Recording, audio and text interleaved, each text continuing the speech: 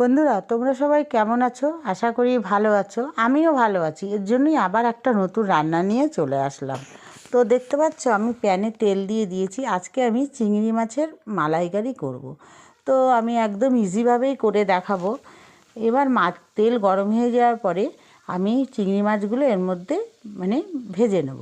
তো চিংড়ি মাছ সবসময় হালকা করে ভাজলেই ভালো থাকে, খেতে ভালো হয়। কড়া করে ভাজবো না, আমি উল্টে পাল্টে হালকা করেই ভাজবো। আর আমি চিংড়ি মাছটাকে মাঝখানেরই শুধু খোলাটা ছাড়িয়েছি, আর যেমন মাছ তেমনই রেখে ভালো করে ধুয়ে লবণ হলুদ মাখিয়ে নিয়েছিলাম। তারপরে মাছগুলো গরম হওয়ার পরে দিয়ে দিলাম। আর আমার প্যানটা না একটু ছোটো হয়ে গেছে, জন্য উল্টে পাল্টে দিচ্ছি জন্য একটু এদিক ওদিক পড়ে যাচ্ছিলো। যাই হোক, আমি সবসময় এই প্যানটা আমি ভাজার জন্য ইউজ করি। আর তোমরাও দেখবে ফ্রাই প্যানে ভাজলে জিনিসটা খুব ভালো ভাজা হয়। যে কোনো ভাজা, আলু ভাজা, বেগুন ভাজা, পটল ভাজা, মাছ ভাজা তো খুবই ভালো হয়। এই জন্য আমি এই ফ্রাই প্যানটাতেই আমি ইউজ করি। তবে প্যানটা আমার একটু ছোটো হয়ে গেছে। তো যাই হোক, মাছগুলো আমার ভাজা হয়ে গেছে। দেখো, সব মাছগুলোই আমি এইভাবে ভেজে নিয়েছি।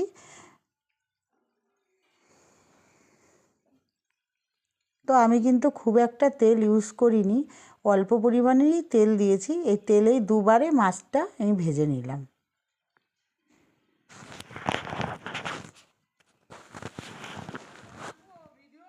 তো এইভাবে উল্টে পাল্টে দিচ্ছি। এক পিঠ হয়ে গেলে আর এক পিঠ দিচ্ছি। দেওয়ার পরে মাছগুলো আমি তুলে নেব। একটু ভাজা ভাজা হয়ে গেলেই তুলে নেব।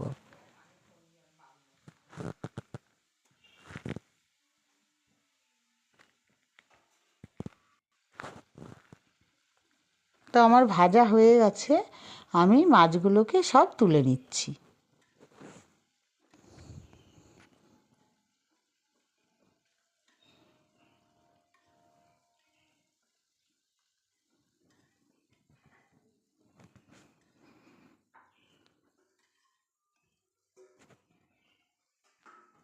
সব তুলে নিয়েছি।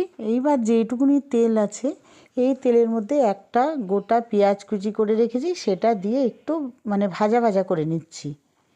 কারণ আমি তো এই এতগুলো মাছ এর মধ্যে করব না, তেলটা ছিল, আমি তেলের মধ্যে পেঁয়াজটা তো দেবো। তার জন্য আমি এই যেই বেঁচে যাওয়া তেলটা আছে, এই তেলের মধ্যেই আমি পেঁয়াজটা ভেজে নিলাম।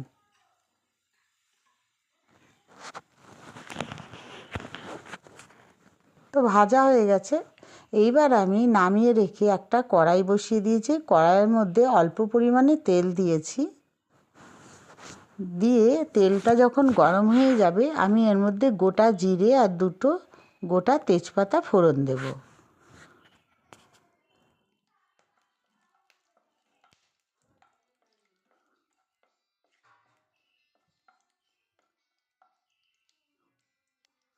তারপরে আমি মিক্সিতে পেস্ট করে রেখেছিলাম আদা আর রসুন বাটা, আমি এর মধ্যে দিয়ে দেবো। আর একটা টমেটো একসঙ্গে আমি পেস্ট করে নিয়েছিলাম। আর স্বাদ মতো লবণ দেবো, স্বাদ মতন হলুদ দেবো 1 চামচ, আর দেবো জিরে আর ধনে গুঁড়ো আর 1 চামচ কাশ্মীরি মির্চ, আর স্বাদ মতো চিনি। তো চিনিটা সব রান্নায় একটু স্বাদ মতো দিতে হয়, তাহলে রান্নার স্বাদটা আরও ভালো হয়। তো সব মশলাকে আমি একবারে নাড়াচাড়া করে কষিয়ে নেব।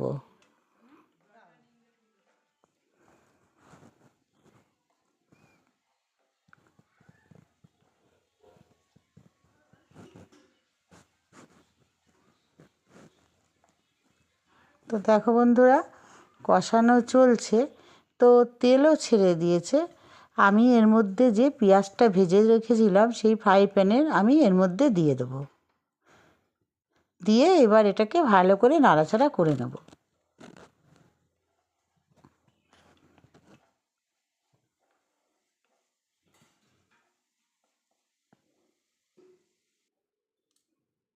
একটু ঢাকা দিয়ে দিলাম, কেন বলো তো?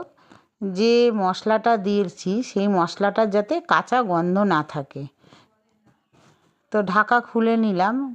নেওয়ার পরে এইবার আমি এর মধ্যে কাজু বাদাম আর পোস্ত বাটা রেখেছিলাম, সেটা দিয়ে দেবো। তো কাজু বাদাম আমি এখানে 5-6টার মতো নিয়েছি, আর 1 চামচ পোস্ত নিয়েছি। নিয়ে আমি মিক্সিতে পেস্ট করে নিয়েছিলাম।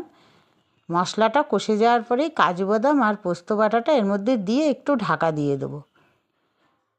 দেখো কত সুন্দর তেল ছেড়ে গেছে। এইবার ভালো করে নাড়াচাড়া করে একটু জল দিয়ে দেবো।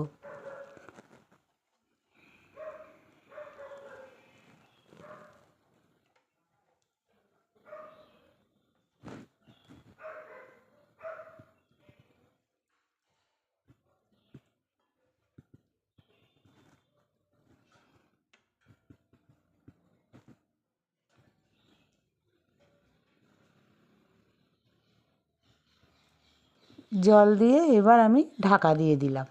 তো ঝোলটা ফুটে উঠলে যে মাছের, তারপরে আমি মাছগুলো এর মধ্যে দিয়ে দেবো।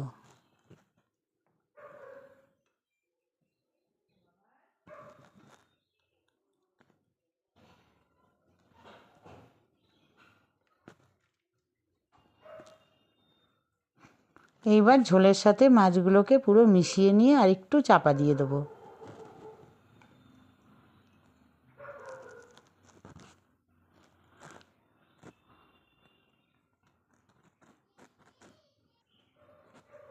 তো দেখো বন্ধুরা কত সুন্দর হয়ে গেছে। আবার একটু নাড়াচাড়া করব।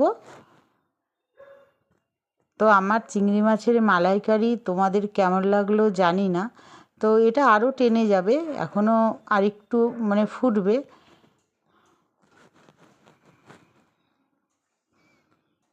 তো ফুটে উঠলে আমি 4-5টা কাঁচা লঙ্কা দিয়ে দেবো।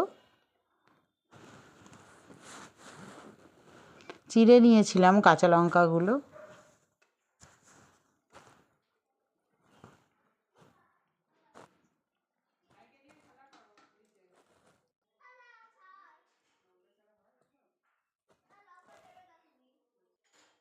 তো আমার মাছ রান্না করা পুরো কমপ্লিট হয়ে গেল। এবার আমি এর মধ্যে ধনেপাতা কুচি দিয়ে দেবো।